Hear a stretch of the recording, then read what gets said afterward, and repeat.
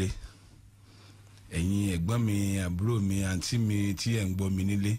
orúkọ tèmi ni Alhaji Mustapha Hamid Adékúnlé Ọlọ́runláńbẹ aka Wẹ́rẹ́nisẹ́ Olúwa ẹ ṣé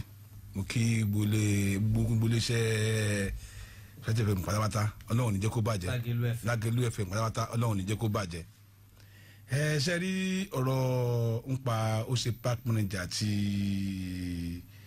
National Union ní Ọ̀yọ́ State nípínlẹ̀ Ọ̀yọ́ generally irọ́ ló ń bẹ ń bi pé àyàn park manager ẹni tí wọ́n lò ní park manager yìí ní 2008 tí wọ́n gbàjọba lọ́wọ́ Alhaji Akínsọ́lá láti bàbá wa Tokyo ìta branch secretary ńgbà yẹn tí mo jẹ́ financial secretary ńgbà náà ṣebí union ni tí ẹ máa fẹ́ yin park manager wọ́n á mú individual kò ń ṣe ẹni tó wà nù union tẹ́lẹ̀tẹ́lẹ̀ òní wọ́n ní fẹ́ yíyan sí park manager so wọ́n kàn fi gbogbo nǹkan yẹn wọ́n kàn fi rú wa lójú ni ní tí gọ́ọ̀mẹ̀ntì ní interest láti ṣe gọ́ọ̀nà ṣe ní wọ́n ṣe yẹn pé wọ́n ní interest lórí Alhaji ẹ̀yìn pé wọ́n ní Ọlọ́run bá ní ọba sọ̀rọ̀ mọ́ yẹ nkálukú sì ní ẹ̀bùn tó lọ́run fún un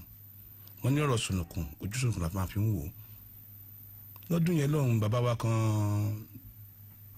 àgbàlagbà ni wọ́n kọ́lọ́mbà ní lọ́rẹ̀ mi wọn Prince Adéoyè wọ́n wà ní àpáta wọ́n invite mi lọ́dún yẹn lọ pé Alhaji Wẹ́rẹ́ ọmọ mi wá ìrìn àjò yìí tó bẹ́ ṣẹlẹ̀ báwo ni ò ṣe ní bàjẹ́ fún mi ní ìmọ̀ràn mo dúpẹ́ lọ́wọ́ wọn gidi gan bí wọ́n ti recognize mi láti pè mí àtọ̀rọ̀ ọmọ yìí kéré ni mí títí bá ń pè wá lọ́mọdé nínú iṣẹ́ union wọ́n ń tara ẹ jẹ ni àìsàn ọmọdé torí àwọn kan máa ń sọ bẹ́ẹ̀ wọ́n ń tara wọn jẹ ni àwọn tó ń sọ bẹ́ẹ̀ gun òsì ní àwa bẹ́ẹ̀ kì í sọ̀rọ̀ ẹni ọ̀rọ̀ ńlá ni Ọlọ́run sànù gbogbo wọ́n lọ dẹ́mi wá sí náà ń jọ ẹ lọ́hùn a ṣe àwọn proposal kan fún wọn a ní kí ìjọba ìpínlẹ̀ Ọ̀yọ́ tó ṣẹ̀ dé wọlé ńgbà yẹn kí wọ́n wo ẹ̀kúlù àlà kí gbogbo nǹkan wọn má bàjẹ́ láéláé Ànábì Muhammad sallallahu alaihi wasallam gbogbo tí wọ́n fi sílẹ̀ kó má bàjẹ́ a ní kí wọ́n wo ohun tó lọ kí wọ́n wo tó ṣe pẹ̀lú union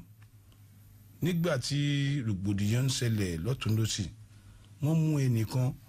nínú àwọn ọmọ lẹ́yìn Alhaji Lateef Akínsọ́lá tó jẹ́ ìyẹn tó ń jẹ́ Alhaji Taofeek Oyènídé kọ́lọ́mbánu fọ̀rọ̀ káwọn náà bisimilayi kúlù àlá níta náà fi lè ṣe kó má bàjẹ́ nítorí tí wọ́n bá ní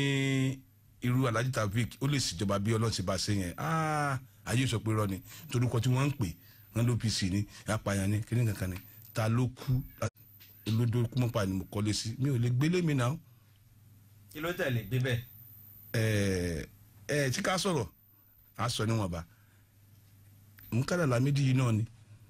ní ìjẹ́ lè gbélé yín. ìjẹ́ lè gbélé tó pé mi bá ń ṣèjọba ń gbà yín mo ní mi bí ẹ ti gbàjọba lọ tó kí kò tẹ́ wa lọ́rùn.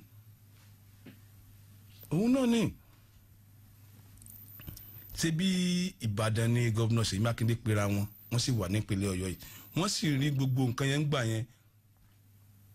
wọ́n àti àtìmọ̀dù gómìnà ń gbà yẹn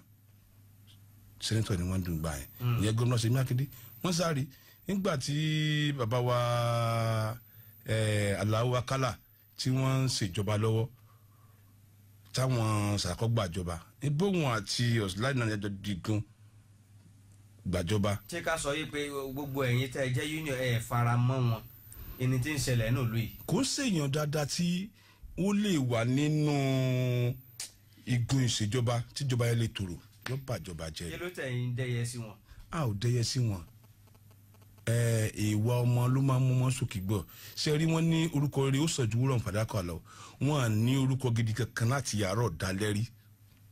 tí wọ́n bá wá níbẹ̀rù Ọlọ́run ẹni tí wọ́n lọ sí àhámọ́ fún odidi bíi ọdún 4 àbí nítorí pé Ọlọ́run nífẹ̀ẹ́ wọn láti wá ṣègbọ́n nígbẹ̀yẹ pé omi tá a ti dá mọ́ wọn ni. nínú àlàyé àtọ̀rọ̀ tí mo bá wọn sọ wọ́n jó dímọ̀ pé ẹni tí bá ń jẹun kì í jà àwọn ò já àwọn kan ní fẹ́ ba ìjọba ìjẹ́ mọ́ wọn lórí. táwọn ló fẹ́ bàjọba jẹ́ mọ́ wọn lórí àbáwọn gangan fọwọ́ ara wọn wọ́n fi ń dàjọba.